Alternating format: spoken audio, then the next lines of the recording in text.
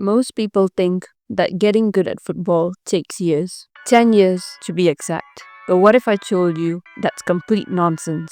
What if pro footballers aren't necessarily more talented? They just know 3 simple tricks that cut learning time by 80%. I'm about to show you exactly how they do it and what I wish someone had told me when I was starting out on my journey. Now, the first trick, it sounds too simple to be true, but most footballers get this wrong, and it's called the singular focus. I was sitting in my bed one night in June of 2024 when I decided that I needed to get fitter. I wasn't the fastest player by a mile, but that didn't matter yet. I had a fitness plan that I was following, and the first month it felt like shit. I wasn't even hitting the numbers, not even close. But by the end of the second month, everything felt easier.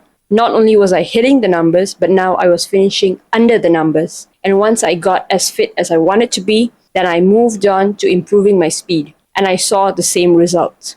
Within 6 months, I improved by 3 kilometers per hour. I went from a 22 kilometer per hour top speed to a 25 kilometer per hour. And that only happened because I focused on one thing at a time. Had I tried to improve both my speed and my fitness at the same time, it would have never have happened. Too often, footballers set out with the intention of wanting to improve everything. They watch all these skills on Instagram and TikTok and they think that if they can do all of those skills, that would make them a good player. But 80% of those skills, they're bullshit. You won't even use them in a real match. So that means there are only 20% of skills that are actually going to come in handy and that you have to master.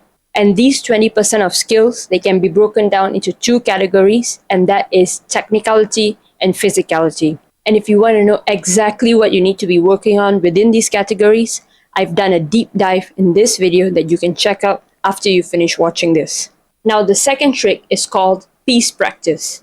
Once you've figured out what you want to improve on after you've watched that video, now you have to figure out what piece of that skill is your weakest point, and you have to focus on improving that. Say you want to improve your passing. Well, one way to do this is to go up to a wall and start passing the ball against it. And this is a good drill to do when you want to initially build up your technicality. But there will come a point where you would realize that just because you're doing this religiously, it does not mean that your passes in the game might be accurate, because you could still be messing up your passes in your game. This is when you need to step back, analyze, and figure out what you need to improve on and use the piece practice method to make you better.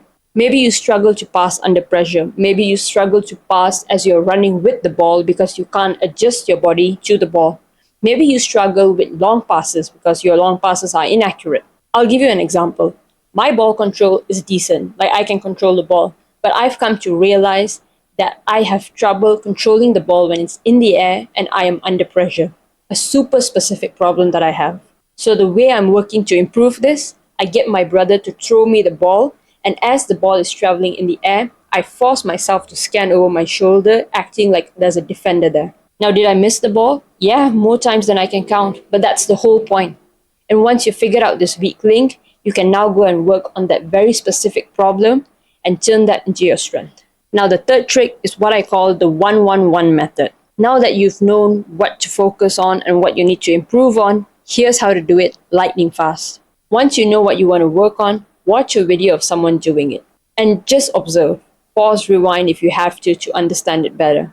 Then immediately go out there and try it for yourself. Reduce the gap between watching and doing as much as possible. This helps keep the drill fresh in your mind. And even if you mess up, that's fine. Just do it to the best of your ability.